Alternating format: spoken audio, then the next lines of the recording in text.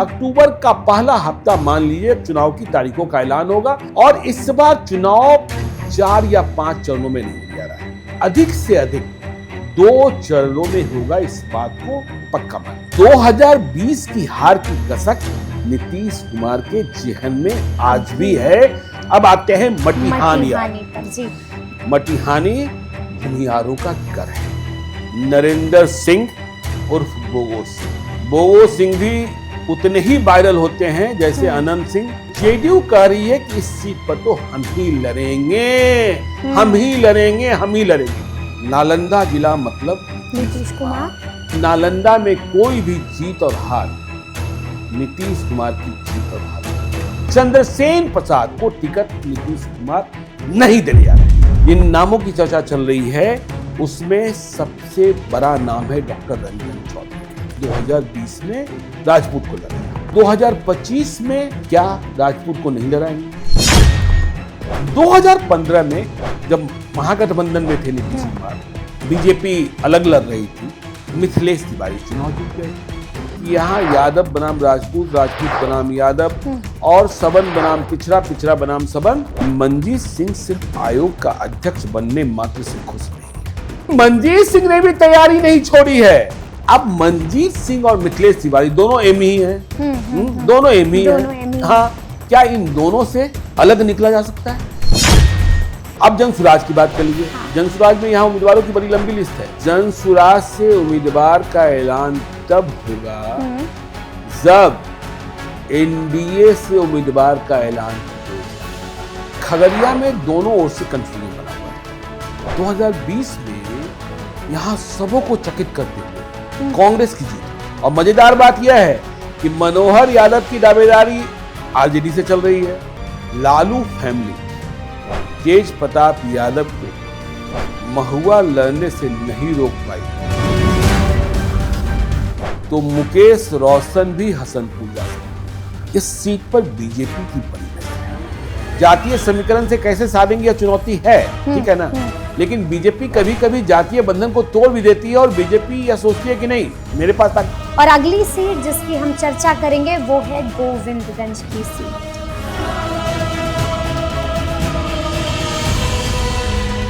समरीन जी, गोविंदगंज की सीट के बारे में बताने के पहले मुझे पानी, क्योंकि यहाँ चिराग पासवान का सब कुछ गांव है। देवेंद्र नाथ दुबे बिहार में पहला बुलेट प्रूफ जैकेट लेकर आने वाला शख्स था देवेंद्र दुबे। चिराग पासवान की परीक्षा तो यह है कि क्या वह अपने प्रदेश अध्यक्ष के लिए भी गोविंदगंज की सीट नहीं ले पाएंगे। और अंतिम सीट जिसका हम जिक्र करेंगे वो है मेहनार की सीट, वैशाली की सीट। और यहाँ भी प्रदेश अध्यक्ष का सवाल, उमेश कुशवाहा का सवाल, बिहार की कुशवाहा राजनीति का सवाल, बिहार की राजपूत राजनीति का सवाल।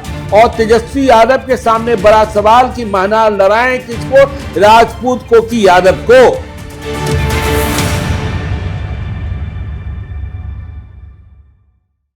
नमस्कार, हमारा नाम है समरीन और आपने देखना शुरू कर दिया है लाइव सिटीज। देखिए, कहा जाता है कि हार मानना एक विकल्प हो सकता है लेकिन संघर्ष करना चुनाव होता है। और आप बखूबी जानते हैं कि यही वाला संघर्ष चुनाव के वक्त लगातार करते हैं हमारे तमाम नेता।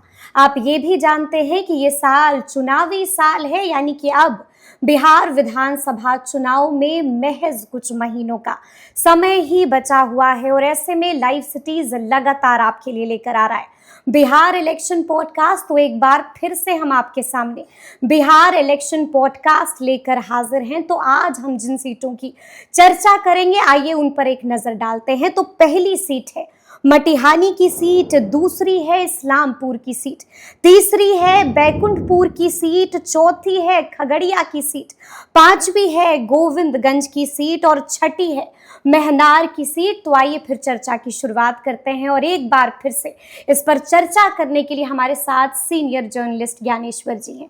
ज्ञानेश्वर जी, एक बार फिर से बिहार इलेक्शन पॉडकास्ट के साथ हम हाजिर हैं और पहली सीट जिसकी हम चर्चा करेंगे वो है मटिहानी की सीट। क्या कह रहा है मटिहानी?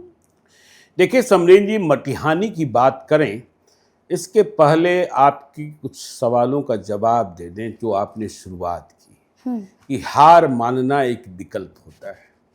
तो आपको पता है हम लोग हार नहीं मानते हैं। बिल्कुल नहीं मानते। जब इस कार्यक्रम को रिकॉर्ड कर रहे हैं तो रात के 1 बज रहे हैं अपने दर्शकों के लिए जी। और बाहर बारिश हो रही है, मूसलाधार बारिश।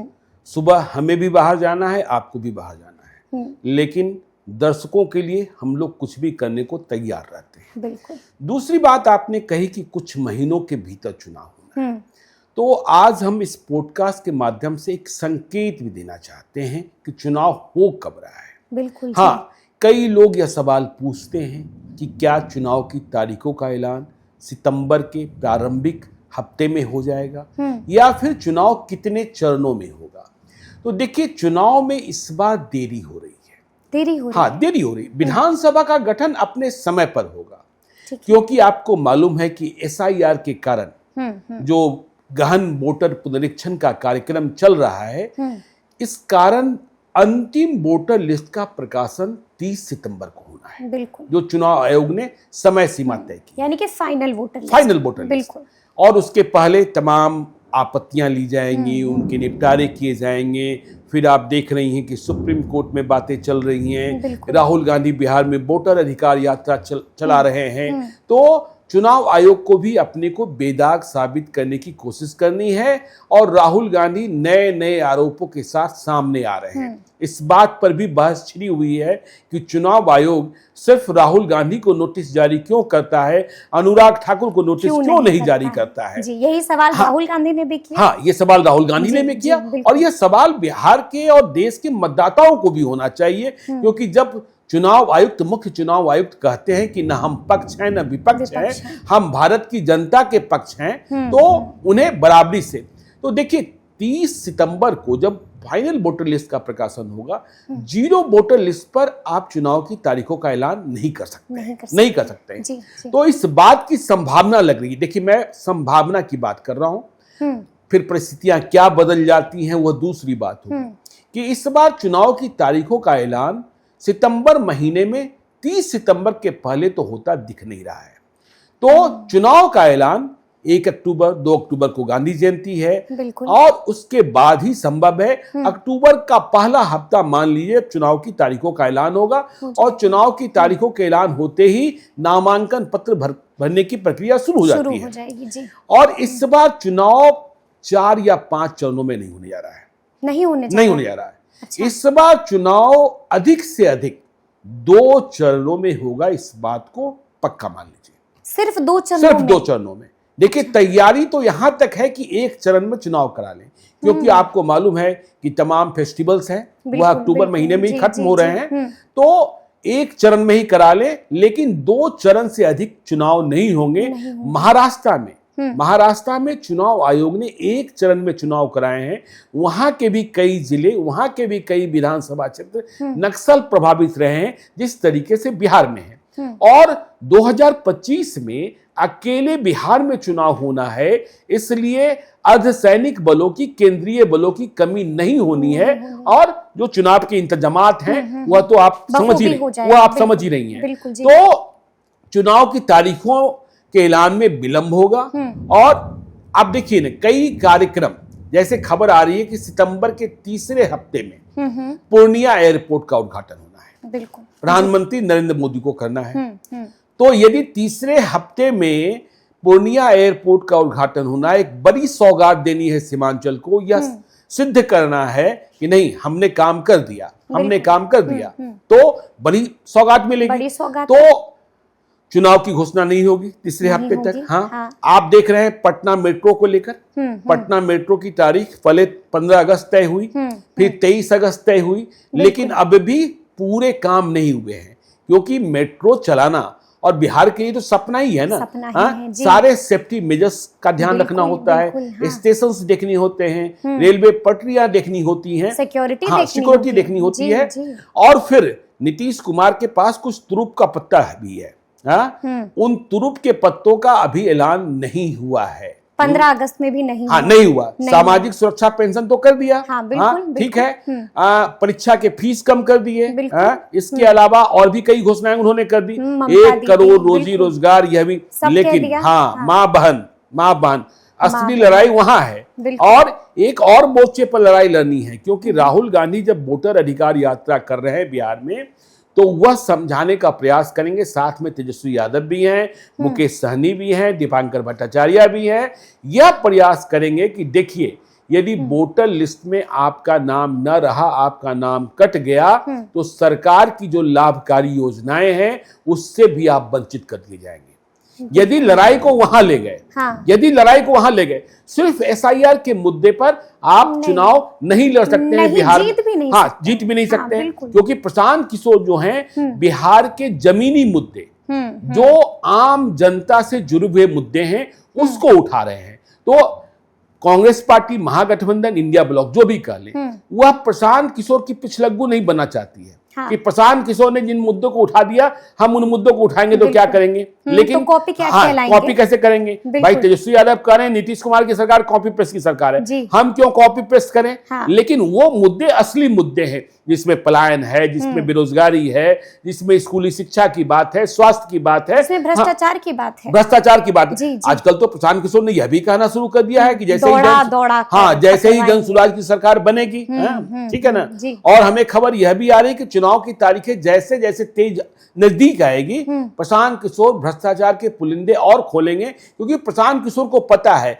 कि भ्रष्टाचार के मुद्दे पर जब चुनाव लड़े जाते हैं तो उसके परिणाम सार्थक आते हैं। हाँ, 2005 का चुनाव स्मरण कर लीजिए, लालू यादव पर जब चारा घोटाला का आरोप लगा, नीतीश कुमार आ गए। आप अरविंद केजरीवाल की विदाई कैसे हुई, मनमोहन सिंह की विदाई कैसे हो गई, और मनमोहन सिंह की विदाई के लिए जो डिजाइन तय किया गया था उसके पीछे तो प्रशांत किशोर थे ही ना, तब तो नरेंद्र मोदी के साथ ही रह रहे थे। तो यह स्थिति है। चलिए अब आते हैं मटिहानी पर। जी देखिए, मटिहानी है बेगूसराय में, और मटिहानी के बारे में कहा जाता है कि यदि बेगूसराय का हाव समझना हो, भाव समझना हो, ताव समझना हो, तो मटिहानी चलिए। अच्छा, मटिहानी चलिए, ठीक है ना, यानी कि नफ्स यहीं से आपको हाँ, मटिहानी चलिए। मटिहानी भूमिहारों का घर है, और मटिहानी लेफ्ट का भी घर है, ठीक है ना जी। और बाहुबल भी है, बाहुबल भी है।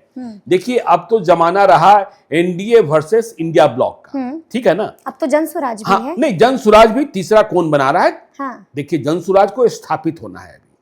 यह 2025 का नतीजा बताएगा कि जनसुराज कहां है। लेकिन मटिहानी एक ऐसा विधानसभा क्षेत्र, हम कांग्रेस के जमाने में भी याद करते हैं कि कृष्णा शाही चुनाव लड़ती थी, केंद्र में मंत्री भी कृष्णा शाही कांग्रेस की थी, अभी हैं, ठीक है ना, सांसद हुआ करती थी। बाकी विधानसभा क्षेत्रों से वह चुनाव हारती हुई आती थी, और मटिहानी में इतने वोट मिल जाते थे कि वह चुनाव जीत जाती थी। अच्छा। ठीक है ना जी। तो मटिहानी जो है 2025 में हमने कहा ना, हाव भाव ताव, जी। तो हाव भाव ताव के कारण यह एनडीए में भी बहुत ही कठिन परिस्थितियों में, और उधर महागठबंधन में भी। अब आप कहेंगे एनडीए में कैसे? बिल्कुल, एनडीए में इसलिए कि 2020 का चुनाव याद कीजिए, चिराग पासवान नरेंद्र मोदी के हनुमान बने हुए थे। जी जी। जहां जहां जेडीयू के उम्मीदवार थे उनके खिलाफ प्रत्याशी उतारे हुए थे, इंपोर्टेड प्रत्याशी लाए गए थे। लेकिन सफलता कहां मिली थी? सिर्फ एक सीट पर सफलता मिली थी, मटिहानी की। और मटिहानी में जीते कौन थे? राजकुमार सिंह। राजकुमार सिंह कौन? कामदेव सिंह के बेटे। कामदेव सिंह की पहचान, कामदेव सिंह के बाहुबल की पहचान, मतलब कामदेव सिंह के बारे में जो पुराने किस्से हैं, वह कहा जाता है कि जब इंदिरा गांधी आ रही थी तो उनके स्वागत में उन्होंने 100 नई एम्बेसडर कार खरीद ली थी। अच्छा। हाँ, ठीक है ना। जी, हाँ, जी। और बिहार में बूथ लूट का जो इतिहास है, हाँ, वह भी कामदेव सिंह से प्रारंभ होता है। तो राजकुमार सिंह उनके बेटे। लेकिन जीते कितने मतों के अंतर से? मात्र 333 मतों के अंतर से। मात्र 333। हाँ, तो हमने कहा कामदेव सिंह के बेटे राजकुमार सिंह चिराग पासवान के टिकट पर मटिहानी 2020 जीते। बिल्कुल। हारे कौन? नरेंद्र सिंह उर्फ बोगो सिंह। बोगो सिंह भी उतने ही वायरल होते हैं जैसे अनंत सिंह की जुबान वायरल होती है। जी। तो बोगो सिंह जेडीयू के उम्मीदवार थे, चुनाव जीते हुए थे 2015 में। यह 333 मतों से चुनाव हार गए। राजकुमार सिंह को 61,364 वोट आए, 61,364, और बोगो सिंह को 61,031 वोट आए। लेकिन यह सीपीएम का घर है, लेफ्ट का। हाँ, लेफ्ट का। लेफ्ट में भी सीपीएम, सीपीआई नहीं। बेगूसराय में अकेली सीट है मटिहानी जहां सीपीएम लड़ती है, और राजेंद्र प्रसाद सिंह सीपीएम के वहां स्तंभ हैं, खंबा हैं, बेगूसराय से पहले विधायक भी रह चुके हैं। तो वह तीसरे पायदान पर रहे, लेकिन कितने कम से, अंतर समझिए। राजकुमार सिंह को 61,364 मत, बोगो सिंह को 61,031 मत, और राजेंद्र प्रसाद सिंह सीपीएम को 60,599 मत। ठीक है, गजब की फाइट। हाँ, गजब की फाइट हुई। तो अब देखिए 2025 में क्या मसला फंस गया। राजकुमार सिंह अकेले जीते, उनकी कीमत, उनकी विधायकी की कीमत कितनी बढ़ गई आपको पता है। वह चिराग पासवान को छोड़ दिए। हाँ, चिराग पासवान नीतीश कुमार की अनबन चल ही रही थी, और राजकुमार सिंह चले गए नीतीश कुमार के साथ, जेडीयू में। हाँ, जेडीयू में। तो जेडीयू का कहना है कि ये सीट हमारी है, हमारा जीता हुआ विधायक है। लेकिन उनका जीता हुआ विधायक नहीं है, ये तो जीता हुआ चिराग पासवान का विधायक है। लेकिन इनकी पार्टी में आ गए। तो इनकी पार्टी में आ गए, तो जेडीयू कह रही है कि इस सीट पर तो हम ही लड़ेंगे, हम ही लड़ेंगे। तो अब जेडीयू लड़े। अब चिराग पासवान का तर्क किया है कि यदि इसी तरीके से देखा जाए तो महनार में बीना सिंह जीती थी आरजेडी से। वह हमारी पार्टी में आ गई, रमा सिंह आ गए, तो आप उमेश कुशवाहा को टिकट देने के लिए हमें क्यों परेशान कर रहे हैं प्रदेश अध्यक्ष के लिए। और जेडीयू की परेशानी यह है कि जब प्रदेश अध्यक्ष को टिकट नहीं दिलवा पाएगी तो किसे दिलवा पाएगी? भारी फजीहत हो जाएगी। इसी फार्मूले के तहत गोविंदगंज में भी मसला फंसा हुआ है। तो अब यह बोगो सिंह जो 2015 में जीते हुए जेडीयू के विधायक थे, जेडीयू के खंबे थे, उन्हें लगा कि भाई हम कहां, यह तो जेडीयू और एलजेपी आज झगड़ रहा है। जेडीयू ने राजकुमार सिंह को तय मान रखा है, एलजेपी यार अपनी दावेदारी कर रहा है, तो हम तो बेटिकट हो गए, और हम बेटिकट कैसे बैठ सकते हैं। तो बोगो सिंह ने रास्ता, हाँ, राजद का थाम लिया। पटना आकर उन्होंने मुलाकात की, और उन्होंने लालटेन थाम लिया। लालटेन के पोस्टर टांग दिए, राहुल गांधी की यात्रा का स्वागत भी कर रहे हैं। लेकिन क्या टिकट कंफर्म हो गया? टिकट कंफर्म हो गया? यह बड़ा सवाल है। क्या तेजस्वी यादव ने सीपीएम से बात कर ली है कि हाँ, हमने मटिहानी की सीट आपसे ले ली? क्या सीट शेयरिंग हो गई है आरजेडी और सीपीएम के बीच में? यह बड़ा सवाल है। देखिए, तेजस्वी यादव से जब मिलकर लौटे बोगो सिंह बेगूसराय, तो उन्होंने कहा कि हाँ, हमने लालटेन थामा है, अब मैं राजद का हूं, और बेगूसराय के सभी विधानसभा क्षेत्रों से राजद की जीत सुनिश्चित करना मेरा दायित्व है, और हम तेजस्वी यादव को मुख्यमंत्री बनाना चाहते हैं। लेकिन राजेंद्र सिंह जो सीपीएम वाले हैं, जो पहले विधायक भी रहे हैं, जो 60,599 मत लाए, वह कह रहे हैं यह फैसला हुआ कहां है, यह फैसला कहां हुआ है? चुनाव तो हमें ही लड़ना है, चुनाव तो हमें ही लड़ना है, मटिहानी हम ही लड़ेंगे। तो यह पेच यहां फंस गया, बुरा पेच फंस गया। हमने आपको बताया कि देखिए, एनडीए में जेडीयू और एलजेपीआर का पेच फंसा हुआ है। तो राजकुमार सिंह को अब चिराग पासवान अपना मानने को तैयार नहीं है, क्योंकि वह उनसे भागे। तो चिराग पासवान की पार्टी से यहां इंदिरा देवी हैं, ठीक है ना, जिला परिषद अध्यक्ष। तो वह बिल्कुल परचम लहरा रही हैं मटिहानी में। इनके पति अरविंद सिंह देखिए सजायाफ्ता हो गए थे, इनके कई भाई सजायाफ्ता हो गए थे। तो अरविंद सिंह बाहुबल के लिए भी। तो इंदिरा देवी चिराग पासवान के साथ, और इंदिरा देवी के लिए चिराग पासवान करें मटिहानी हमें दो, मटिहानी हमने जीती थी, मटिहानी हमें हमको चाहिए। और अरविंद सिंह जो इनके पति हैं, वह भी कई चुनाव जब सजायाफ्ता नहीं हुए थे तो उन्होंने बछवाड़ा से लड़ा था और उनके लड़ने का कारण यह होता था कि बछवाड़ा में बीजेपी चुनाव हार जाती थी। तो मटिहानी में जो जनसुराज पार्टी मतलब प्रशांत किशोर की पार्टी से जिन नामों की चर्चा चल रही है उसमें सबसे बड़ा नाम है डॉक्टर रंजन चौधरी का। डॉक्टर रंजन चौधरी, हाँ, डॉक्टर रंजन चौधरी का। यह बेगूसराय के जाने माने कार्डियोलॉजिस्ट हैं और पिछले कई महीनों से मटिहानी में यह जनसुराज का झंडा बुलंद किए हुए हैं और इधर के दिनों में जैसे जैसे चुनाव करीब आ रहा है एक्टिवनेस बढ़ रहा है। हाँ। फ्री इलाज कर रहे हैं, कैंप लगा रहे हैं, सब कुछ कर रहे हैं। तो ये मटिहानी में डॉक्टर रंजन चौधरी और कुशेश्वर भगत देखिए भूमिहार नहीं है। प्रशांत किशोर कहाँ क्या समीकरण बैठाएंगे, कहाँ दो आमने सामने भूमिहार लड़ते रहेगा तो क्या करेंगे नहीं करेंगे, यह सब देखने की बात है। कुशेश्वर भगत पुराने मीडिया कर्मी हैं और शायद ईबीसी से आते हैं। इनके नाम की चर्चा चल रही है। बेगूसराय का हाव भाव ताव है तो हाव भाव ताव दोनों गठबंधनों में दिखा रहा है कि मटिहानी का फैसला इतना आसान नहीं है। समरिंग जी, यानी कि लड़ाई फंसेगी। जी, लड़ाई फंसी हुई है तो देखना होगा कि फैसला किसके हाथ में होता है। बिल्कुल। तो अब हम अगली सीट का जिक्र कर लेते हैं और अगली सीट जिसकी हम चर्चा करेंगे वो है इस्लामपुर की सीट। क्या खबर आ रही है इस्लामपुर से? देखिए, नालंदा जिले का इस्लामपुर। नालंदा जिला मतलब नीतीश कुमार, नालंदा मतलब कुर्मिस्तान और इस्लामपुर ने 2020 में नीतीश कुमार को झकझोर दिया था। नीतीश कुमार की पार्टी जेडीयू को रुला दिया था। देखिए, नीतीश कुमार सबसे पहले परेशान हुए 2015 में।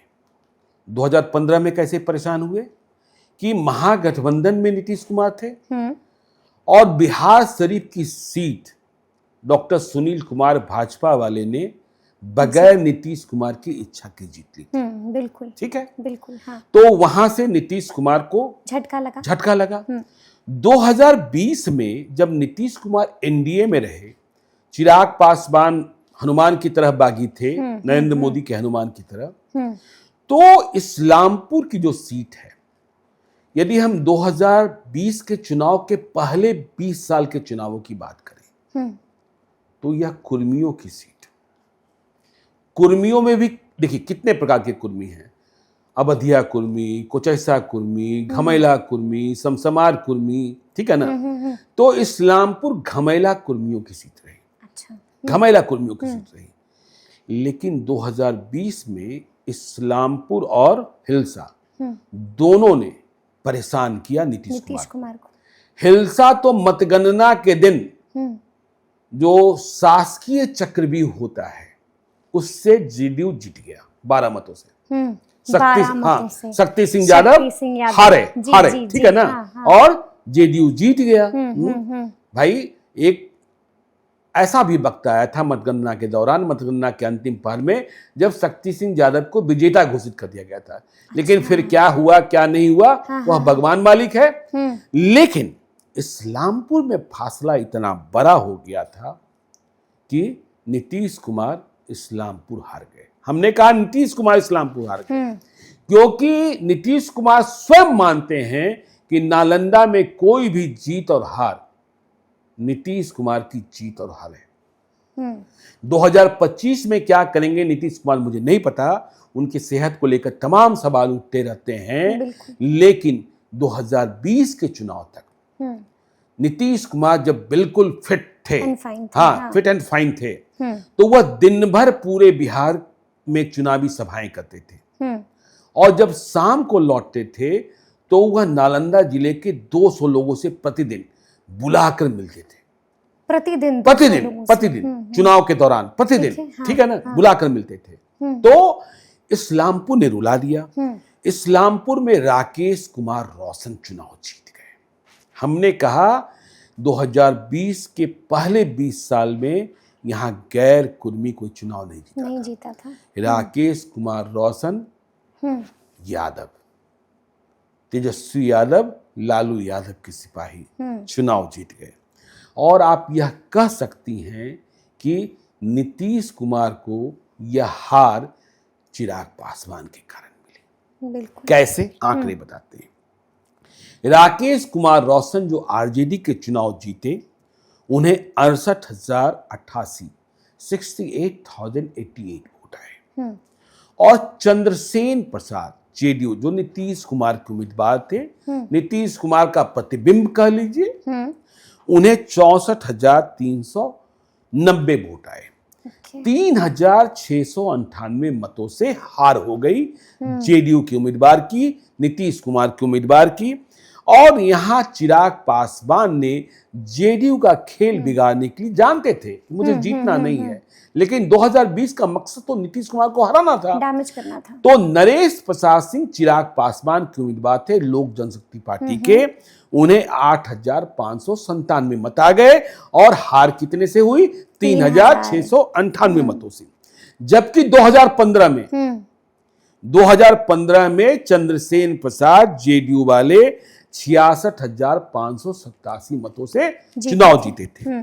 और वीरेंद्र गोप 2015 में, देखिए 2015 याद रखिएगा कि जेडीयू आरजेडी कांग्रेस एक साथ, बीजेपी अलग, एनडीए, तो वीरेंद्र गोप को चुनाव लड़ाया था एनडीए ने, वह 43,985 मत लाकर चुनाव हारे थे 22,602 मतों से। तो यह तो वहां की स्थिति है। अब देखिए सामाजिक समीकरण, हमने कहा कि यहां कुर्मी ही जीतते रहे, लेकिन लोग कहते हैं कि ऐसा नहीं है कि कुर्मी और यादव की जो कुल संख्या है उसमें बहुत बड़ा फासला है। अच्छा। बहुत बड़ा फासला नहीं है, छोटा ही फासला है, कुछ हजार का फासला है, लेकिन गोलबंदी हो जाती है, तो 2020 की हार की कसक नीतीश कुमार के जेहन में आज भी है इस्लामपुर को लेकर। अब 2025 में क्या होगा जी? 2025 में क्या होगा? 2025 में लड़ना तो फिर से जेडीयू को ही है। तो जेडीयू को है, तो देखिए इस्लामपुर से जो ग्राउंड जीरो की रिपोर्ट है, अब बिहार में किसकी सरकार, लाइव सिटीज की गाड़ियां पूरे बिहार में घूमी रही है, जगह जगह पहुंच रही है कि चंद्रसेन प्रसाद को टिकट नीतीश कुमार नहीं देने जा रहे हैं। अच्छा। जो 2020 में हारे, 2015 में जीते, उन्हें टिकट नहीं दिया जा रहा है। और नीतीश कुमार यह भी मानते हैं कि 2020 में चंद्रसेन प्रसाद जेडीयू के उम्मीदवार की हार की वजह उनके व्यक्तिगत हाव भाव स्वभाव भी थे। अच्छा। वह जीतने के बाद, सिर्फ चिराग पासवान वजह नहीं थी। हाँ, वह जीतने के बाद पार्टी के समर्थकों के साथ, पार्टी के कार्यकर्ताओं के साथ ठीक से पेश नहीं आते थे, अभिमान बढ़ गया था। तो अब नए उम्मीदवार की तलाश है और तलाश पूरी हो चुकी है। अच्छा, मिल गए, तलाश पूरी हो चुकी है। हम यह कह रहे हैं कि तलाश पूरी हो चुकी है। देखिए जेडीयू के राष्ट्रीय प्रवक्ता हुआ करते थे राजीव रंजन, जिनका निधन पिछले साल हुआ, नहीं इसी साल हुआ ना, इसी साल हुआ। हाँ। नीतीश कुमार के बेहद भरोसेमंद, बीच में छोड़कर वह चले गए थे भाजपा में भी, लेकिन नीतीश कुमार के वह दोस्त लंबे अरसे से, नीतीश कुमार ने उनकी गाड़ी में भी दिल्ली में सफर किया। अच्छा। हाँ, ठीक है ना। तो बीच में कुछ हो गया था तो वो भाजपा में चले गए थे, इस बार आ गए और राजीव रंजन को बड़ी जिम्मेवारी दी गई थी। तो राजीव रंजन की असामयिक मौत हो गई। राजीव रंजन की पुण्यतिथि पर पिछले दिनों नीतीश कुमार, प्रथम पुण्यतिथि पर, नहीं लगता है मुझे पिछले साल निधन हुआ, ठीक है ना, पिछले साल निधन हुआ, तो श्रद्धांजलि अर्पित भी करने गए थे। तो इस्लामपुर में राजीव रंजन बहुत पढ़े लिखे थे, ठीक है, कई पदों पर रहे। तो राजीव रंजन के बेटे, जिनका नाम है रुहैल रंजन, उद्योगपति भी हैं और अंतर्राष्ट्रीय पहचान भी है, पढ़े लिखे तो हैं ही। राजीव रंजन के बेटे हैं तो आप समझ सकती हैं पढ़े लिखे हैं ही। बिल्कुल, हाँ। तो रुहैल रंजन, यह भी घमेला कुर्मी है। देखिए यहां लड़ेगा घमेला ही, ठीक है ना, चंद्रसेन भी घमेला ही थे, ठीक है। तो रुहैल रंजन का टिकट इस्लामपुर से तय मानिए कि जेडीयू के उम्मीदवार वही होने जा रहे हैं, यह बात तय है। तो अब आपको हमने बता दिया कि जेडीयू के उम्मीदवार के बारे में। अब देखिए, अब जनसुराज की बात कर लीजिए। जनसुराज में देखिए चर्चा चल रही है संतोष यादव की पत्नी जिला परिषद की सदस्य हैं, भभू भी रही हैं, और लोग कहते हैं कि बड़ा जुझारू है। अच्छा। बड़ा जुझारू है जी। बड़ा जुझारू है। 2012 में जमीन विवाद या जो जन संघर्ष होता है उसमें इस आदमी ने आत्मदाह तक का आंदोलन किया था, आत्मदाह तक का आंदोलन किया था। वैसे पिछले दिनों प्रशांत किशोर की मुलाकात तनुजा सिन्हा से हुई, यह जिला परिषद की अध्यक्षा हैं। बिल्कुल, हाँ, बिल्कुल, उनसे मुलाकात हुई तो इनकी चर्चा भी चल रही है। और धर्मेंद्र चौहान हैं, यह ईबीसी से आते हैं, अति पिछड़ी जाति से, ठीक है। क्योंकि प्रशांत किशोर सेट कर रहे हैं ना, प्रशांत किशोर सेट कर रहे हैं ना, यह जेडीयू में पहले थे। तो यह खबर है इस्लामपुर को लेकर, इस्लामपुर को लेकर। तो अगली सीट जिसकी हम चर्चा करेंगे वो है बैकुंठपुर की सीट। क्या कह रहा है इस बार बैकुंठपुर? देखिए, बैकुंठपुर है गोपालगंज में। गोपालगंज मतलब लालू यादव, लेकिन लालू यादव ने कभी चुनाव यहाँ लड़ा नहीं। हाँ, साधु यादव ने जरूर लड़ा और साधु यादव सांसद भी बने, विधायक भी बने और अब उन्होंने 2025 में फिर से ऐलान कर दिया कि हम गोपालगंज लड़ेंगे। ठीक है ना, बिल्कुल ऐलान कर दिया है, कर दिया। तो देखिए, बैकुंठपुर की जब चर्चा करते हैं, जब मैं ग्राउंड जीरो पर बात कर रहा था, जो हमारे रिपोर्टर्स वहां गए थे, वे लौट कर आए तो उन्होंने बताया, भैया बैकुंठपुर में दारू बहुत मिलता है। दारू बहुत मिलता है? बहुत मिलता है। बिहार में तो शराबबंदी है। नहीं, शराबबंदी कहाँ है, यह सब तो कागजों में है। तो बैकुंठपुर में इतना मिलता है कि पूछिए मत, समझे ना। तो हमारे रिपोर्टर ने, हमारे ग्राउंड क्रू पर्सन्स ने सबसे पहले यही बताया। जो रिपोर्टर्स के साथ ड्राइवर गया था वह भी कह रहा था, भैया ऐसे मिल रहा था ना, पूछिए मत। हाँ, पूछिए मत। हाँ, तो बैकुंठपुर विधानसभा की पहचान इस रूप में भी है कि वहां दारू बहुत मिलता है। लेकिन यहाँ आरजेडी में कोई झंझट नहीं है, लेकिन एनडीए में झंझट है। और यहां हम देखते हैं कि वोट बंधे हुए हैं। वोट देखिए, बीजेपी तो एक पार्टी है, लेकिन हम आरजेडी में देख रहे हैं कि आरजेडी में व्यक्ति और परिवार के साथ वोट बंधा हुआ है। बिल्कुल। 2020 के चुनाव की बात कर लें, 2015 के चुनाव की बात कर लें, तो फिर आते हैं जो दावेदार हैं झपटा झपटी में। 2020 में प्रेम शंकर यादव देवदत्त प्रसाद के पुत्र हैं। देवदत्त प्रसाद भी पहले बैकुंठपुर से विधायक हुआ करते थे लालू यादव के साथ, ठीक है ना। तो प्रेम शंकर यादव 67,807 मत लाकर 67,807 वोट लाकर चुनाव जीते। मिथिलेश तिवारी बीजेपी, यह 56,694 मत लाकर चुनाव हार गए 11,103 मतों से। ये वही मिथिलेश तिवारी जो बक्सर में जाकर लोकसभा का चुनाव लड़े और हार गए। बिल्कुल। ठीक है ना। जब आप छपरा, सिवान, गोपालगंज में बात करेंगे ना, तो लोग मंगल पांडे और मिथिलेश तिवारी के बीच के रिश्तों को लेकर भी बहुत कहानियां सुनाएंगे। अच्छा, ठीक है ना। तो मिथिलेश तिवारी कैसे हारे? देखिए, वहां मनजीत सिंह, हमने कहा व्यक्ति से बंधे हुए वोट है, तो मनजीत सिंह जेडीयू के पहले कभी इन्होंने भी जीता है, तो मनजीत सिंह को टिकट नहीं दे पाए नीतीश कुमार, सीट बीजेपी के खाते में चली गई या रही कह सकते हैं। तो मनजीत सिंह, ऐसा नहीं हुआ कि नीतीश कुमार से नाराज हुए तो चले गए चिराग पासवान के यहाँ। चिराग पासवान शायद मनजीत सिंह को टिकट देते भी नहीं, क्योंकि यहाँ भाजपा के खिलाफ लड़ना था। बिल्कुल। हाँ। तो मनजीत सिंह चुनाव लड़ गए और मनजीत सिंह को 43,354 वोट आए, इंडिपेंडेंट।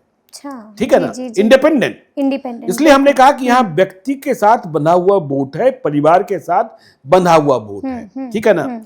और 11,113 मतों से यहाँ जीत हार हुई। मनजीत सिंह को 43,354।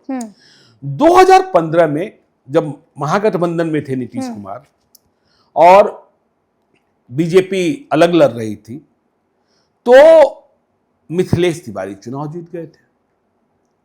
मतलब जेडीयू और आरजेडी और कांग्रेस मिलकर 2015 में बैकुंठपुर नहीं जीत पाई। बिल्कुल, हरा नहीं पाई।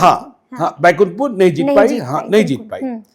अब क्यों नहीं जीत पाई? हमने कहा ना कि यहाँ यादव बनाम राजपूत, राजपूत बनाम यादव और सबन बनाम पिछड़ा, पिछड़ा बनाम सबन है। तो मिथिलेश तिवारी 2015 में नीतीश कुमार के विरोध के बाद, लालू यादव के विरोध के बाद, कांग्रेस के विरोध के बाद भी अकेले जीत गए। उसमें उपेंद्र कुशवाहा साथ थे, जीतनराम मांझी साथ थे। तो 56,162 मत आए थे मिथिलेश तिवारी को 2015 में जीते तब। और मंजीत सिंह जेडीयू मतलब महागठबंधन के उम्मीदवार थे। ठीक है। 42,047 मत आया। अब ध्यान दीजिएगा, हमने क्यों कहा कि व्यक्ति और परिवार से। मंजीत सिंह को 2015 में जेडीयू महागठबंधन के टिकट पर 42,047 मत आए थे, और जब 2020 में निर्दलीय लड़े तो 43,354 वोट आए। तो यह व्यक्ति से बंधा हुआ वोट माना जाएगा। बिल्कुल, बिल्कुल। मतलब महागठबंधन का उम्मीदवार होने के बाद भी उन्हें बहुत वोट नहीं मिला। और मिथिलेश तिवारी को भी देख लीजिए, 2015 में 56,162 मत लाकर चुनाव जीते, और 2020 में 56,694 मत लाकर चुनाव हार गए। 2015 में मनोरमा देवी, जो प्रेम शंकर यादव की मां है, देवदत्त प्रसाद की पत्नी है, क्योंकि महागठबंधन में टिकट दे दिया गया था जेडीयू के मंजीत सिंह को, आरजेडी के हिस्से में सीट नहीं आई, तो वह निर्दलीय लड़ गई, और उन्हें 36,734 मत आया। हाँ, ठीक है ना। तो यदि मनोरमा देवी चुनाव नहीं लड़ती तो मंजीत सिंह जीत भी सकते थे। तो यहाँ परिवार और इसके साथ बंधा हुआ वोट आपको दिखाई पड़ता है। तो अब देखिए क्या है कि 2025 की जो स्थिति है कि 2025 में, अब तो आपने देखा आनंद मिश्रा पिछले दिनों शामिल हो गए बीजेपी में। अब आनंद मिश्रा को टिकट मिलेगा नहीं मिलेगा यह बीजेपी के नेतागण जाने, और आनंद मिश्रा जाने क्या डील हुई है, किस डील के तहत वो गए हैं वहां। तो आनंद मिश्रा वहां चले गए, और आपने यह भी देखा होगा कि मंजीत सिंह को एक आयोग का अध्यक्ष बना दिया गया नीतीश कुमार की सरकार के द्वारा, और यह मान लिया गया कि अब यह मिथिलेश तिवारी के लिए सीट कंफर्म हो गई, बीजेपी की सीट कंफर्म रास्ता साफ हो गया। ठीक है ना। इसी आधार पर 2020 में बीजेपी ने यह सीट ली थी कि 2015 में यह सीट जेडीयू ने, यह सीट बीजेपी ने जीती है। बीजेपी ने जीती है। तो मिथिलेश तिवारी का रास्ता निष्कंटक मान ले। मंजीत सिंह क्या चुनाव नहीं लड़ेंगे? हमने कहा यहाँ व्यक्ति और परिवार को वोट। बिल्कुल। और मंजीत सिंह की उम्र इतनी नहीं हो गई है कि वह सिर्फ आयोग पर ही तैयार हो जाए। ठीक है ना। तो ग्राउंड जीरो से यह खबर है कि मंजीत सिंह सिर्फ आयोग का अध्यक्ष बनने मात्र से खुश नहीं है। अच्छा, अंदर में नाराजगी है? नहीं, अंदर में नाराजगी नहीं कहिए, ठीक है, पद मिलने से नाराजगी नहीं होती है, लेकिन यह अंतिम लक्ष्य नहीं है। यह अंतिम लक्ष्य नहीं है, अंतिम लक्ष्य है बैकुंठपुर। अंतिम लक्ष्य है बैकुंठपुर। तो मिथिलेश तिवारी बक्सर को भूल चुके हैं। ठीक है ना। 2020 हार चुके हैं, वह बैकुंठपुर की तैयारी प्रारंभ कर चुके हैं, लेकिन मंजीत सिंह ने भी तैयारी नहीं छोड़ी है। वो भी लगे हुए हैं। हाँ, वो भी लगे हुए हैं। और मंजीत सिंह ने ताव दिखा दिया था कि यदि नीतीश कुमार ने 2020 में टिकट नहीं दिया तो निर्दलीय लड़ गए और 43,000 वोट ले आए। ठीक है ना, 43,354 वोट ले आए। तो अब मंजीत सिंह और मिथिलेश तिवारी दोनों एमी हैं। दोनों एमी हैं। हाँ, तो इनका झगड़ा कैसे निपटेगा यह समझने की बात है। और यदि इनका झगड़ा नहीं निपटता है तो फिर परेशानी होगी। हाँ, और भाजपा के भीतर जितनी खेमेबाजी है पूछिए मत। कोई टिकट दिलाने में लगा है, कोई टिकट कटवाने में लगा है, वही स्थिति। तो मंजीत सिंह भी बैकुंठपुर छोड़ देंगे आज की तारीख में, तो ऐसा नहीं लगता है। नहीं लगता है। तो एक चर्चा यह भी चलती रहती है, क्या इन दोनों से अलग निकला जा सकता है? हाँ, बिल्कुल। क्या इन दोनों से अलग निकला जा सकता है? एक सर्वसहमति बनाई जा सकती है? तो जब यह चर्चा शुरू होती है तो कई उम्मीदवार, अब देखिए यहां इस बात को लेकर बड़ा भेद चलता रहता है, मतभेद होता है, बहस होती है कि किसकी संख्या कितनी। ठीक है ना। तो भाई यादव तो हैं ही हैं, अब राजपूत हैं ही हैं, लेकिन ब्राह्मण भूमियार आपस में टकराते रहते हैं। अच्छा। कि हम अधिक कि हम अधिक। ठीक है ना, हम अधिक तुम अधिक। हाँ, तुम अधिक जी। तो इन दोनों से इन दोनों के विवाद को देखते हुए इधर के दिनों में बैकुंठपुर में एक विकास सिंह है, पुराने मीडिया कर्मी हैं। अच्छा। और एक नए न्यूज चैनल के मालिक भी हैं, स्वराज पोस्ट के। हाँ, वह भी बैकुंठपुर के बुद्धसी गांव के रहने वाले हैं। तो उनकी एक्टिविटी हमारे रिपोर्टर ने बैकुंठपुर में बहुत तेज नापी। देखी है। हाँ, बहुत तेज नापी। ठीक है ना। कि और जाति से भूमियार हैं, जाति से भूमियार, हाँ।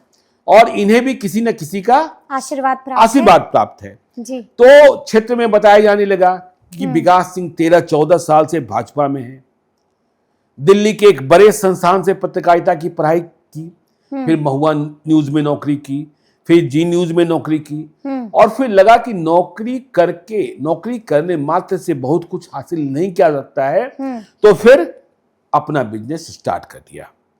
और बिजनेस से जब पैसे आने लगे तो फिर बिजनेस और सोशल सर्विस, समाज सेवा, एक मास्टर साहब एजुकेशनल ट्रस्ट बनाया, जिसके माध्यम से हर साल 150 गरीब बच्चों को अपनी ओर से यह मुफ्त कंप्यूटर शिक्षा भी दिलवाते हैं। अच्छा। रोजगार की व्यवस्था कराते हैं, स्किल डेवलपमेंट सेंटर्स है, रियल एस्टेट का काम है, बिहार में है, यूपी में है, ठीक है ना। तो ये काम बैकुंठपुर में भी चला रहे हैं, ठीक है।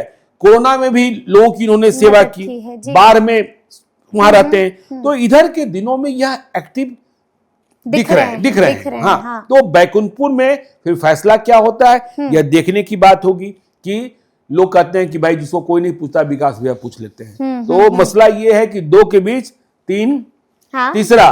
बीजेपी इसमें माहिर है, बीजेपी इसमें माहिर है, लेकिन असली लड़ाई तो मंजीत सिंह और मिथिलेश तिवारी के बीच ही है। तो देखना होगा कि यहाँ पर क्या कुछ होता है। तो हमने एनडीए का हाल बता दिया और आपको राजद का हाल बता दिया। वहां तो राजद से तो बिल्कुल तय ही है कि वो लड़ेंगे बैकुंठपुर में, जो उनके जीते हुए विधायक हैं। बिल्कुल जी। अब जनसुराज की बात कर लीजिए। जनसुराज में यहाँ उम्मीदवारों की बड़ी लंबी लिस्ट है, लेकिन लोग कह रहे हैं कि जनसुराज से उम्मीदवार का ऐलान तब होगा जब एनडीए से उम्मीदवार का ऐलान हो जाएगा।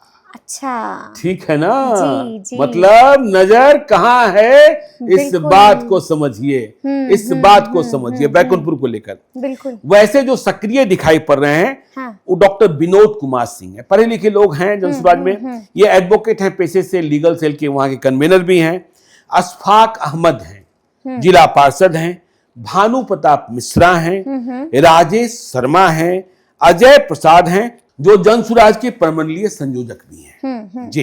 तो इन सब की चर्चा हो रही है। जी बिल्कुल। तो अब हम खगड़िया की बात करें, क्योंकि अगली सीट जिसका हम जिक्र करेंगे वो है खगड़िया की सीट। तो सीधा सवाल है, क्या खबर है खगड़िया की? देखिए समरीन जी, खगड़िया की बात हम लोग कर रहे हैं। खगड़िया की बात हम लोग पहले भी कर चुके हैं। तो खगड़िया में दोनों ओर से कंफ्यूजन बना हुआ है।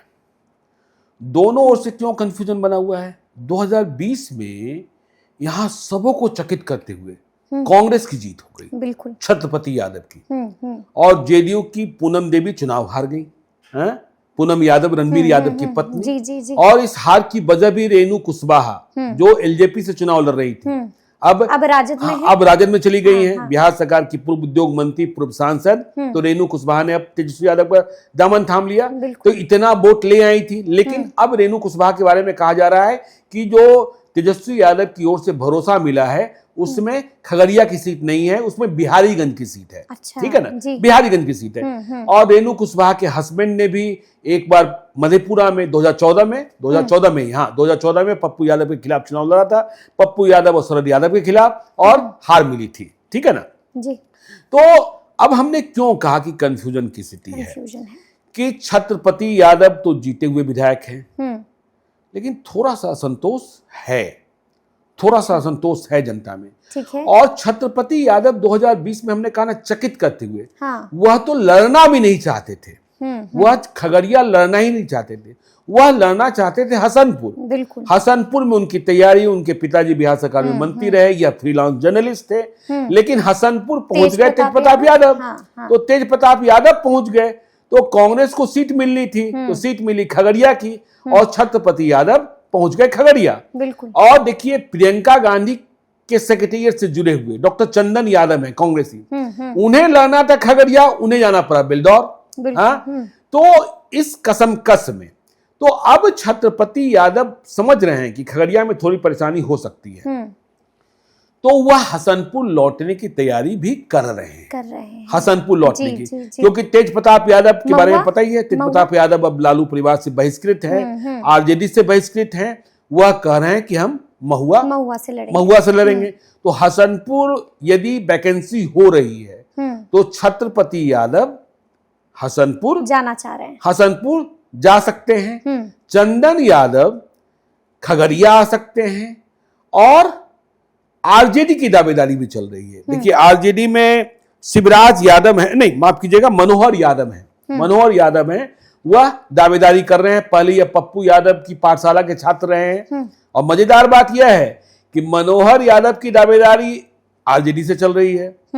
और मनोहर यादव के भाई जो हैं वह एलजेपीआर के जिलाध्यक्ष हैं, शिवराज यादव। अच्छा, तो उनकी चर्चा एलजेपीआर से चल रही है। तो चंदन यादव जो कम ही मतों से हारे 2020 में, लेकिन एक और चर्चा है हसनपुर को लेकर, इसको भी थोड़ा ध्यान रखिएगा कि यदि लालू फैमिली तेज प्रताप यादव को महुआ लड़ने से नहीं रोक पाई, ठीक है ना जी, तो मुकेश रोशन भी हसनपुर जा सकते हैं।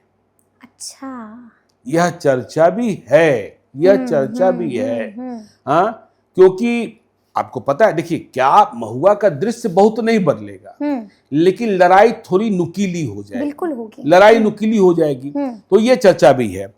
तो अब तो सवाल पैदा ये हुआ कि अब एनडीए में यह सीट किसके खाते में। रणबीर यादव किस पृष्ठभूमि के, रणबीर यादव की दो शादियां, दोनों बहनें, और दोनों बहनों में बनती नहीं है, ठीक है ना। एक जिला परिषद की अध्यक्ष, एक पूर्व विधायक और एक सांसद का चुनाव लड़ चुकी, हाँ शायद लड़ी या हाँ ठीक है। तो वह भी दूसरे विधानसभा क्षेत्र से चुनाव लड़ने की तैयारी कर रही हैं। पूनम यादव के लिए जेडीयू यह सीट रखेगी नहीं रखेगी देखना होगा, समय बताएगा। लेकिन इस सीट पर बीजेपी की बड़ी नजर है, और बीजेपी को खगड़िया में लड़ने के लिए सीट चाहिए। और संजय खंडेलिया हैं, बीजेपी के प्रदेश उपाध्यक्ष हैं, बिल्कुल, हाँ। दोबारा कमेटी बनी। सम्राट चौधरी के बहुत करीबी हैं, दिलीप जायसवाल का भी भरोसा है। तो संजय खंडेलिया के परिवार वालों ने वहां स्थानीय निकाय के चुनाव में सफलता भी हासिल की है, ठीक है ना। तो संजय खंडेलिया के बारे में कहा जा रहा है कि संजय खंडेलिया के लिए सम्राट चौधरी ने वीटो लगा रखा है। अच्छा, हाँ, वीटो लगा रखा है, ठीक है। हाँ। और वैश्य जाति आप समझती ही हैं कि जो बीजेपी का वोट बैंक है वह छोटी छोटी जातियों के कुनबे को जोड़कर और फिर सवर्ण जातियों, और सबसे पहले तो वैश्य। देखिए आपको याद होगा सीतामढ़ी जब आए अमित शाह, तो उन्होंने क्या कहा कि मैं बनिए का बेटा हूँ, हाँ, पाई का हिसाब लेकर आया हूँ। तो संजय खंडेलिया की चर्चा वहां हो रही है। संजय खंडेलिया ने अभी रक्षाबंधन के एक दिन पहले या बाद में जो भी होगा, एक कार्यक्रम का आयोजन कराया था जिसमें इतनी बड़ी संख्या में महिलाएं जमा हो गई, इतनी बड़ी संख्या में। तो उन्होंने अपना ग्राउंड वर्क, चूंकि संगठन से जुड़े हुए हैं और बीजेपी में लंबे अरसे से रहे, बीजेपी में बीच में जेडीयू में भी चले गए थे, लेकिन बीजेपी में लंबे अरसे से रहे और किसी चीज की कमी नहीं है। तो यानी ग्राउंड पर पकड़ है। हाँ, संजय खंडेलिया। लेकिन अब देखिए, जब तक आप टिकट का फैसला न हो जाए, आप उनका भी नाम सुनते हैं। देखिए बीजेपी की प्रवक्ता हैं, मगध महिला कॉलेज में पहले प्रिंसिपल थी, अब तो वाणिज्य महाविद्यालय की प्रिंसिपल हो गई, पहले मगध महिला कॉलेज की प्रिंसिपल हैं। वह भी खगड़िया में चुनाव लड़ना चाहती हैं। प्रवक्ता से उन्होंने चुनाव लड़ा था, पप्पू यादव की पार्टी से, तो उनकी चर्चा भी होती है। लेकिन इधर के दिनों में एक और चर्चा हो रही है, तैयारी कर रहे हैं, पूरी तैयारी कर रहे हैं, जातीय समीकरण से कैसे साधेंगे यह चुनौती है, ठीक है ना। लेकिन बीजेपी कभी कभी जातीय बंधन को तोड़ भी देती है, और बीजेपी यह सोचती है कि नहीं मेरे पास तक। तो इनका नाम है सीए अनुज कुमार। अच्छा, सीए अनुज कुमार। हाँ, चार्टर्ड अकाउंटेंट अनुज कुमार, ठीक है ना। क्योंकि प्रशांत किशोर की चुनौती है ना, पढ़े लिखे लोगों को लाना। संजय खंडेलिया भी पढ़े लिखे व्यवसायी, और सीए अनुज कुमार जाति सीए राजपूत है, ठीक है ना। और इनकी पहचान के बारे में लोग कहते हैं कि देखिए सिर्फ प्रोफेशनल रूप में मत देखिए, क्योंकि यह जो राजनीति कर रहे हैं या समाज सेवा कर रहे हैं किसी विरासत के सहारे नहीं, अपनी मेहनत और लगन से, ठीक है ना। खगड़िया विधानसभा क्षेत्र में ही एक सनहौली गांव है, वहां एक मध्यम वर्गीय परिवार, किसान परिवार, उससे ये आते हैं। और इनके जो दादा हैं ना, स्वर्गीय उपेंद्र नारायण सिंह, वह आरएसएस से जुड़े रहे, स्वयं सेवक रहे, ठीक है ना।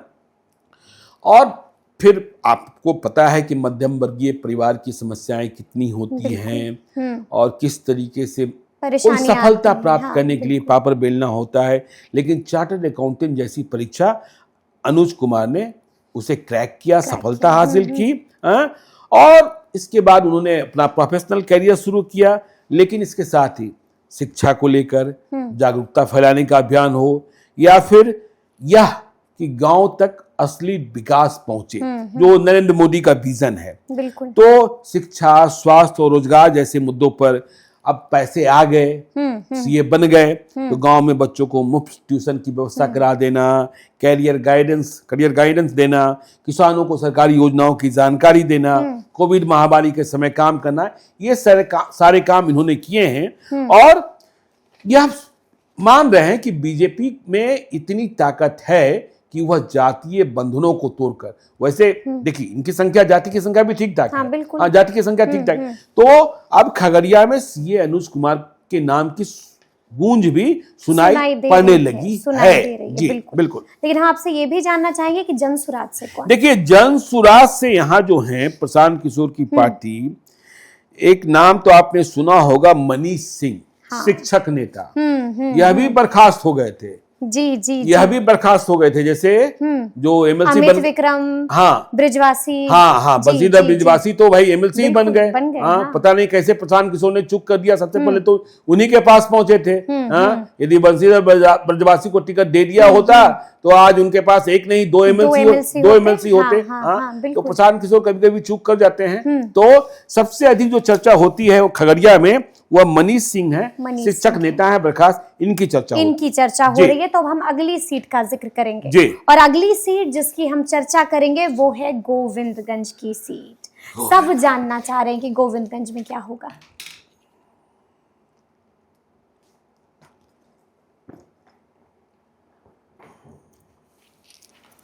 समरीन जी, गोविंदगंज की सीट के बारे में बताने के पहले मुझे पानी पीना पड़ा। जी, ठीक है ना जी, क्योंकि यहाँ चिराग पासवान का सब कुछ दांव पर है। दिलवा देंगे ना टिकट? नहीं, अब मैं नहीं जानता, यह फैसला तो भाजपा नेतृत्व को करना है। और यह फैसला यह भी बताएगा कि चिराग कितने संकल्पित हैं, चिराग उन साथियों के प्रति कितना लड़ते हैं जो संकट के समय में उनके साथ रहे। बिल्कुल बिल्कुल। तो देखिए, 2015 में तो यहाँ राजू तिवारी ही जीते थे, तब रामविलास पासवान जीवित थे और एलजेपी पार्टी की। गोविंदगंज विधानसभा क्षेत्र एक ऐसा विधानसभा क्षेत्र है जो मूल रूप से ब्राह्मणों का और भूमिहारों का गढ़ है।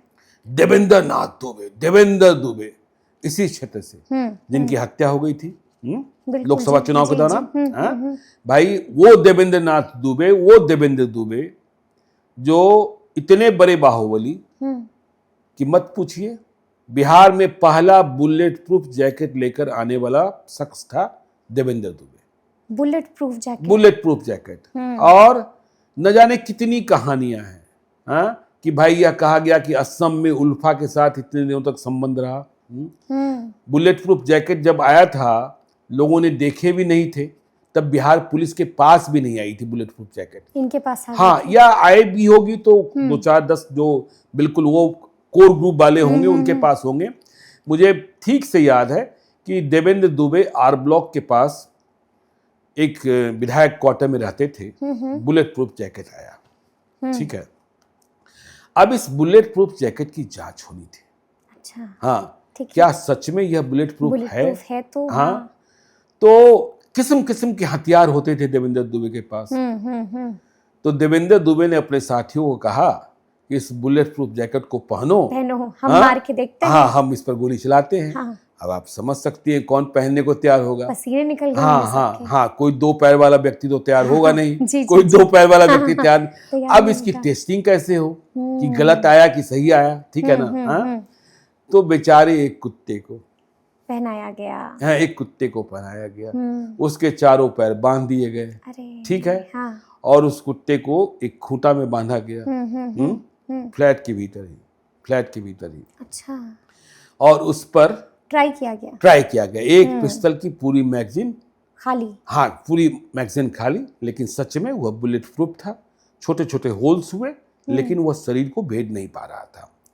तो देवेंद्र दुबे के कारण चंपारण में देवेंद्र दुबे बनाम विनोद सिंह की लड़ाई, कौन कौन सी लड़ाई नहीं हुई, देवेंद्र दुबे बनाम ब्रिज बिहारी प्रसाद की लड़ाई, और इसी लड़ाई में वह मारे भी गए। इसी लड़ाई में वह मारे गए, उसमें आपको पता होगा कि उस रात राजन तिवारी कैसे बच गए। कैप्टन सुनील बच गया, राजन तिवारी फिर वहां से चुनाव भी जीते, राजन तिवारी से प्रकाश शुक्ला का सहयोगी। तो यह विधानसभा क्षेत्र जो है वह ब्राह्मणों का, भूमियारों का, योगेंद्र पांडे भी कभी यहाँ चुनाव जीते थे। तो राजन तिवारी भी यहीं से जीते, और 2015 में 2005 में 2000 में राजन तिवारी जीते, ठीक है। और 2015 में राजू तिवारी, जो राजन तिवारी के भाई हैं, एलजेपी की अब तो प्रदेश अध्यक्ष हैं, यह 74,685 मत लाकर चुनाव जीत गए। और ब्रजेश पांडे, कांग्रेस प्रत्याशी ब्रजेश पांडे, जानते ही हैं आप, देश के मशहूर पत्रकार रवीश कुमार का घर भी इसी विधानसभा क्षेत्र में है। अरे राज, ठीक है ना। तो रवीश के बड़े भाई हैं, पटना में मेरे पड़ोसी भी हैं। तो ये 46,765 मत लाकर चुनाव हार गए थे 2015 में। 27,970 मतों से जीत हार हुई थी। तो 2015 में राजू तिवारी जीते, लेकिन 2020 में हार गए। क्यों हार गए? क्योंकि चिराग पासवान एकला चलो रे। तो चिराग पासवान जहां बीजेपी लड़ रही थी वहां उम्मीदवार नहीं दे रही थी। हाँ, तो बीजेपी को गोविंदगंज लड़ना था। हाँ, क्योंकि बीजेपी जेडीयू ने अपने खाते में सीट नहीं ली थी। तो चंपारण में बीजेपी का अर्थ, बीजेपी का पर्याय माना जाता है राधा मोहन सिंह को। बिल्कुल। हाँ, तो राधा मोहन सिंह ने एक जमीनी कार्यकर्ता, सच में जिसको कहते हैं एक कार्यकर्ता को सम्मान, तो उन्होंने सुनील मणि तिवारी को, बहुत लोग समझ रहे थे कि यह लड़ाई में टिकेगा नहीं ब्रजेश पांडे और राजू तिवारी के सामने, तो सुनील मणि तिवारी को खड़ा किया गया। लेकिन हमें याद रखना होगा कि 2010 में जब पूरे बिहार में आंधी चल रही थी नीतीश कुमार की, नहीं माफ कीजिएगा 2015 में जब महागठबंधन की आंधी चल रही थी, तब भी चंपारण को राधा मोहन सिंह ने बचाया था। तो सुनील मणि तिवारी जमीनी कार्यकर्ता को टिकट मिला बीजेपी का, लेकिन राजू तिवारी को चुनाव ना कैसे लड़ाएं चिराग पासवान। तो कुछ विधानसभा क्षेत्र थे जहां बीजेपी के खिलाफ भी एलजेपी लड़ रही थी, जैसे राजेश वर्मा लड़ रहे थे भागलपुर में, तो राजू तिवारी हो गए एलजेपी के कैंडिडेट। तो जीते सुनील मणि तिवारी। एकला चलो रे की नीति के तहत चिराग पासवान का यह फैसला राजू तिवारी को चुनाव हरा दिया और वह तीसरे नंबर पर चले गए। बिल्कुल, हाँ। सुनील मणि तिवारी को 65,716 मत आए, ब्रजेश पांडे कांग्रेस वाले को 37,936 वोट, मतलब रवीश कुमार के भाई, और राजू तिवारी को तीसरे नंबर पर रहे 31,461 मत, 27,780 मतों से जीत हार। अब देखिए 2025 में, बिल्कुल 2025 में चिराग पासवान की परीक्षा तो यह है कि क्या वह अपने प्रदेश अध्यक्ष के लिए भी गोविंदगंज की सीट नहीं ले पाएंगे। बिल्कुल, बीजेपी कहेगी कि यह मेरी जीती हुई सीट है, लेकिन चिराग पासवान का तर्क है कि 2015 में तो हमने जीता था, बिल्कुल, और 2020 में हम हनुमान बनकर लड़ रहे थे, इसलिए हमने राजू तिवारी को लड़ाया। तो यहां चिराग पासवान की प्रतिष्ठा फंसी हुई है, दांव पर है प्रतिष्ठा। और राधा मोहन सिंह ने सुनील मणि तिवारी के लिए कि एक कार्यकर्ता को कैसे, तो कार्यकर्ता बनाम प्रदेश अध्यक्ष, कार्यकर्ता बनाम प्रदेश अध्यक्ष, ठीक है ना। बीजेपी सीट छोड़ना नहीं चाहती, और राजू तिवारी को यदि गोविंदगंज नहीं मिलता है तो इसका प्रभाव पूर्वी चंपारण के कई विधानसभा क्षेत्रों में भी देखने को मिलेगा। राजू तिवारी की पहचान अलग है, राजू तिवारी की पहचान को उनके भाई की पहचान से आप नहीं जोड़ सकते हैं, राजन तिवारी की पहचान से नहीं जोड़ सकते हैं। तो यहाँ कार्यकर्ता बनाम अध्यक्ष, जैसे आप देख रही हैं कि उमेश कुशवाहा के लिए महनार की सीट तय कर दी गई है। बिल्कुल हाँ, जी जी ठीक जी, है। हाँ। दिलीप जायसवाल को चुनाव लड़ना नहीं है, नहीं लड़ना राजेश राम को कुटुंबा लड़ना ही लड़ना है। हाँ, ठीक है ना। हाँ, मंगनी लाल मंडल को चुनाव नहीं लड़ना, वह शायद अपने बेटे को कहीं से लड़ा ले, लौखा से। लेकिन राजू तिवारी को तो लड़ना है, राजू तिवारी को लड़ना है, और राजू तिवारी को गोविंदगंज छोड़कर कहीं और भी नहीं लड़ना है। तो नाक का सवाल है। तो इस नाक की लड़ाई में चिराग पासवान की परीक्षा है। देखिए 2010 में भी लड़े थे राजू तिवारी, तब लेकिन मीना द्विवेदी से हार गए थे। देखिए वहां क्या क्या खेल हुआ है। देखिए कैसे, आपको पता ही है कि जब ब्रिजबिहारी प्रसाद की हत्या के मुकदमे में पहले सभी लोग करीब करीब बरी हो गए थे, लेकिन बाद में मुन्ना शुक्ला, देवेंद्र दुबे के भांजे, ये लोग फंस गए, अभी जेल ही काट रहे हैं। हाँ, तो अब यहाँ कार्यकर्ता बनाम प्रदेश अध्यक्ष, बीजेपी सीट छोड़ती है कि नहीं, और चिराग पासवान सीट ले पाते हैं कि नहीं ले पाते हैं, ये बड़ा सवाल है। गोविंदगंज, देखिए गोविंदगंज इसका फैसला करेगा।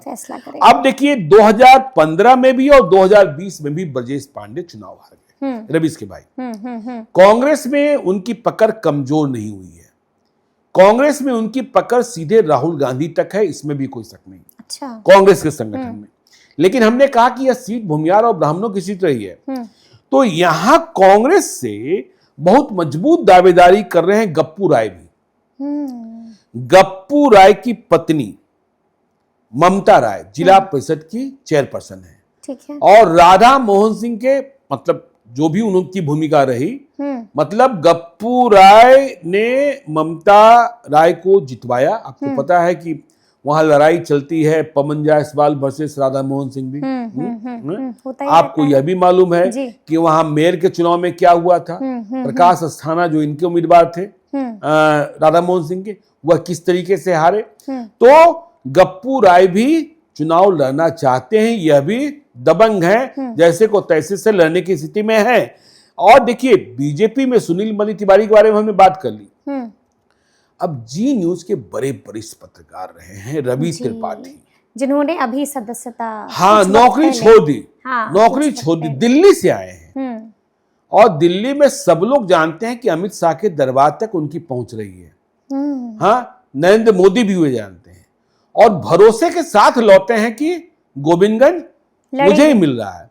देखिए हमसे हमारी मुलाकात हुई उनसे, उन्होंने कहा कि मैं अब बिहार आ गया, लड़ना तो गोविंदगंज ही है, गोविंदगंज के ही परिवार है, गोविंदगंज में सभी को जानते भी हैं, कहीं कोई परेशानी नहीं है। हमने पूछा भी कि भाई यह लड़ाई तो सुनील मणि तिवारी और राजू तिवारी में है, आप कहां से आ गए? तो उन्होंने कहा कि जो होगा देखा जाएगा, लेकिन अब हमने बिहार को ही चुन लिया है। हाँ, बिहार को ही चुन लिया है। हाँ। देवेश कुमार भी वरिष्ठ पत्रकार हुआ करते थे दिल्ली में, इसी तरीके से देखिए अरुण जेटली ने उनको भेजा था, बाद में वो एमएलसी बना दिए गए थे। हाँ, तो अब देखना होगा क्या होगा। अब जनसुराज की बात कर लीजिए। बिल्कुल बिल्कुल, प्रशांत किशोर के जनसुराज की। तो यहाँ प्रशांत किशोर के जनसुराज पार्टी की ओर से कई उम्मीदवार हैं, लेकिन जो सबसे अधिक चर्चा हो रही है वह चर्चा हो रही है कृष्णा मिश्रा की। ठीक ठाक आदमी है, ठीक ठाक आदमी है, जिला परिषद के मेंबर रहे हैं, और लोग कहते हैं कि हर गांव में पकड़ है। अच्छा। पुरानी राजनीतिक पृष्ठभूमि भी है। तो देखिए क्या खेल होता है गोविंदगंज में, यानी कि मजेदार खेल होगा। हाँ, मजेदार खेल होगा। तो चलिए अब हम अंतिम सीट का जिक्र करते हैं, और अंतिम सीट जिसका हम जिक्र करेंगे वो है महनार की सीट। क्या कह रहा है इस बार महनार? तो देखिए महनार वैशाली की सीट, और यहां भी प्रदेश अध्यक्ष का सवाल, उमेश कुशवाहा का सवाल, बिल्कुल बिहार की कुशवाहा राजनीति का सवाल, बिहार की राजपूत राजनीति का सवाल, और तेजस्वी यादव के सामने बड़ा सवाल कि महनार लड़ाएं किसको, राजपूत को कि यादव को। ठीक है ना, यानी कि सवाल ही सवाल है जी। तो देखिए महनार में 2020 में रमा सिंह, देखिए महनार की पहचान पहले रमा सिंह के लिए ही होती थी। रमा सिंह उर्फ राम किशोर सिंह, वह सांसद भी बने, और सांसद कैसे बने, उन्होंने रघुवंश प्रसाद सिंह को चुनाव हरा दिया था, ब्रह्म बाबा को चुनाव हरा दिया था। और रामा सिंह अपनी दबंगई के लिए, अपने बाहुबल के लिए, और लोगों के बीच अपनी पैठ के लिए भी जाने जाते थे। हमने वो दौर भी देखा। देखिए फिर से वापस आ गए हैं वह चिराग पासवान के साथ, कि रामविलास पासवान जब हाजीपुर से चुनाव लड़ते थे और रामा सिंह जेल में होते थे तो नामांकन का पर्चा भरने के पहले या नामांकन का पर्चा भरने के तुरंत बाद रामविलास पासवान जेल जाकर रामा सिंह से मुलाकात करते थे। अच्छा। और जीत का सर्टिफिकेट लेने के बाद भी रामविलास पासवान जेल जाकर रामा सिंह से मुलाकात करते थे। तो सांसद का चुनाव उन्होंने 2019 में लड़ा नहीं, ठीक है ना, 2024 में भी नहीं लड़ा, ठीक है ना। हाँ। तो अब ये हुआ 2019 में भी नहीं लड़ा ना, हाँ। तो 2024 में, हाँ 2020 की बात कर लीजिए, विधानसभा चुनाव की बात कर लीजिए। 2020 में रामा सिंह ने अपने पुराने महनार में अपनी पत्नी बीना सिंह को लड़ाया आरजेडी के टिकट और वह चुनाव जीत गई। हाँ। 61,721 मत आए। उमेश कुशवाहा चुनाव हार गए। तब वे प्रदेश अध्यक्ष नहीं थे। उन्हें 53,774 मत आया और यहां भी जेडीयू को हराया चिराग पासवान ने। चिराग पासवान की उम्मीदवार थे इंजीनियर रविंदर सिंह, राजपूतों के नेता जिन्होंने पूरे बिहार में रथ घुमाया था। तो उनको 31,315 मत आ गए और 7,947 मतों से हार हुई। तो चिराग के कारण उमेश कुशवाहा की हार हो गई। बिल्कुल। ठीक है। अब रविंदर सिंह चिराग से भी नाराज हैं। हाँ, आपको पता है लोकसभा चुनाव के वक्त क्या हुआ था, किस तरीके से इन्होंने इस्तीफा दिया था। वैशाली से टिकट की बात हो रही थी। रविंदर सिंह चुनाव लड़ना चाहते थे। 2015 में उमेश कुशवाहा जीते थे महागठबंधन के उम्मीदवार के तौर पर। तो 69,825 मत आए थे और डॉक्टर अच्युतानंद प्रसाद सिंह को 43,370 मत आए थे। 26,455 मतों से उमेश कुशवाहा जीते थे।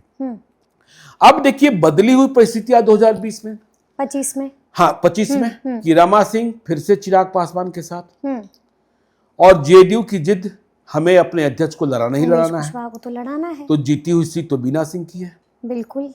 तो चिराग पासवान को यह सीट छोड़नी होगी। इसलिए हमने कहा कि चिराग पासवान को यदि महनार छोड़ना है तो फिर गोविंदगंज। बिल्कुल। हाँ। तो अब उमेश कुशवाहा लड़ेंगे। उमेश कुशवाहा लड़ेंगे तो बीना देवी कहाँ जाएंगे? महुआ जाएंगी, गायघाट जाएंगी। हाँ, एलजेपीआर से वहां भी कई उम्मीदवार, आपको मालूम है महुआ में संजय सिंह हैं, सुख दुख के साथी चिराग पासवान के। बिल्कुल जी। तो उनकी दावेदारी सबसे प्रबल है। और गायघाट में तो दिनेश सिंह की बेटी कोमल सिंह, उन्होंने 2020 में चुनाव लड़ा भी था। बिल्कुल। हाँ। तो ये स्थिति महनार की उधर से है, एनडीए से है। और अब देखिए महागठबंधन में यह बात करीब करीब तय हो गई थी। इंजीनियर रविंदर सिंह, देखिए पूरे वैशाली जिले में आरजेडी की जरूरत है, एक मजबूरी है कि एक राजपूत को लड़ाना है। बिल्कुल। कांग्रेस पार्टी ने लड़ाया था लालगंज, ठीक है ना, लेकिन आरजेडी ने अकेले महनार में 2020 में राजपूत को लड़ाया। अब 2025 में क्या राजपूत को नहीं लड़ाएंगे? तो राजपूत को ही लड़ाना है। इस फार्मूले के तहत जो इंजीनियर रविंदर सिंह हैं, जो 2020 में उमेश कुशवाहा की हार की वजह बने थे, उनका आरजेडी से लड़ना तय, ठीक है ना। हाँ, नहीं तय है, नहीं मैं कह रहा, अच्छा तय माना जा रहा था। लेकिन पता नहीं क्या कारण हो गए हैं, तात्कालिक वजहें क्या हो गई हैं कि जुलाई महीने में ही या अगस्त के प्रारंभिक दिनों में ही आरजेडी में ज्वाइनिंग हो जानी थी। ठीक है। लेकिन यह ज्वाइनिंग लटकती जा रही है। हाँ, लटकती जा रही है। बिल्कुल। अब इस लटकन की वजह क्या है? और महुआ में सब लोग मान रहे थे कि सामने से इंजीनियर रविंदर सिंह आ रहे हैं उमेश कुशवाहा के, और पिछले कई सालों से वह विधानसभा चुनाव लड़ने की तैयारी हर घर दस्तक दे करके वह कर रहे हैं। लगातार यात्राएं चल रही हैं। तो देखिए है क्या कि राघोपुर को देखते हैं, इंजीनियर सुनील यादव, नीतीश कुमार, तेजस्वी यादव की बहुत करीबी। तो अब महनार के बारे में कहा जा रहा है कि इंजीनियर सुनील के बहुत करीबी हैं संजय राय।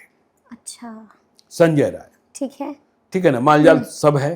तो संजय राय के कारण इंजीनियर रविंदर सिंह की ज्वाइनिंग रुक गई। हाँ, संजय राय भी वहां पूरा प्रचार कर रहे हैं। ठीक है। लेकिन सवाल वही है कि यदि संजय राय महनार लड़ेंगे या कोई दूसरा यादव महनार लड़ेगा तो राजपूत कहां से लड़ेगा? और राजपूत नहीं लड़ेगा तो इसका असर राघोपुर में भी। आप देखिए, भले आपको वोट न मिले, राघोपुर जीतने के लिए तेजस्वी यादव ने चिराग पासवान की भी मदद ली है। बैजनाथी सिंह के बेटे राकेश रोशन को लड़वाते रहे हैं और राकेश रोशन को जो वोट मिलता है वह तीसरे स्थान पर रहते हैं, उसका फायदा किसको मिलता है? तो राजपूतों ऐसे भी देखिए, आरजेडी के भीतर राजपूत नेतृत्व का संकट चल रहा है। A to Z की बात करते हैं। नहीं, राजपूत नेतृत्व का संकट हो गया। रघुवंश बाबू रहे नहीं, बिल्कुल। प्रभुनाथ सिंह चले गए दूसरी ओर, ठीक है ना। भाई उनके भाई जो केदारनाथ सिंह मसरक वाले, वो अब जेडीयू की ओर जाएंगे। रणधीर सिंह जेडीयू की ओर जाएंगे। आनंद मोहन उधर ही चले गए।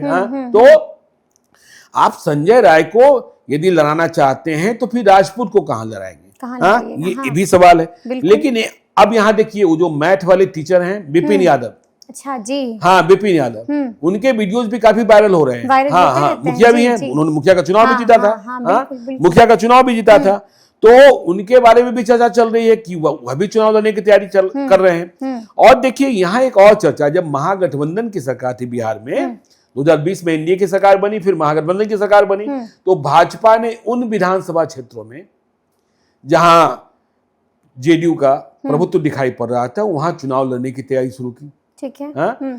तो एक बीके सिंह है, रिटायर्ड पुलिस पदाधिकारी हैं, महनार के ही रहने वाले हैं, प्रेसिडेंट गैलेंट्री मिला हुआ है, मतलब राष्ट्रपति वीरता पदक मिला हुआ है, और जहां रहे हैं शान से नौकरी की है, इनकाउंटर्स किए हैं, एंटी क्रिमिनल्स हैं। तो बीके सिंह को सम्राट चौधरी ने भाजपा में शामिल कराया था और इस बात का आश्वासन दिया था कि आपको महनार से चुनाव लड़ाया जाएगा। तो इन्होंने भी आस अब तक नहीं छोड़ी है। यह भी लगातार महनार घूम रहे हैं, महनार घूम ही रहे हैं कि देखो महनार तो हम क्यों आज छोड़े, बीजेपी वालों ने हमें मना नहीं किया है। तो ये तो स्थिति हो गई। हाँ, ये परिस्थिति हो गई। अब देखिए, अब आरजेडी जो है क्यों इंजीनियर रविंदर सिंह को या संजय राय को क्यों फाइनल नहीं कर रही है? कांग्रेस का भी एक पेच फंस गया है। अच्छा। डॉक्टर अच्युतानंद जो कभी यहाँ के विधायक भी रहे, 2015 में चुनाव हार गए थे, ठीक है ना। डॉक्टर अच्युतानंद पिछले दिनों कांग्रेस में शामिल हो गए। पहले खबर आ रही थी कि वह जनसुराज में शामिल हो रहे हैं। तो अब उनके बारे में, अब जब डॉक्टर अच्युतानंद आ गए हैं, कांग्रेस को एक सिपाही मिल गया है, कांग्रेस को लड़ाका मिल गया है, तो कांग्रेस पार्टी ने महनार पर एक प्रश्न चिन्ह लगाकर रखा है कि अभी रुक जाइए, अभी रुक जाइए।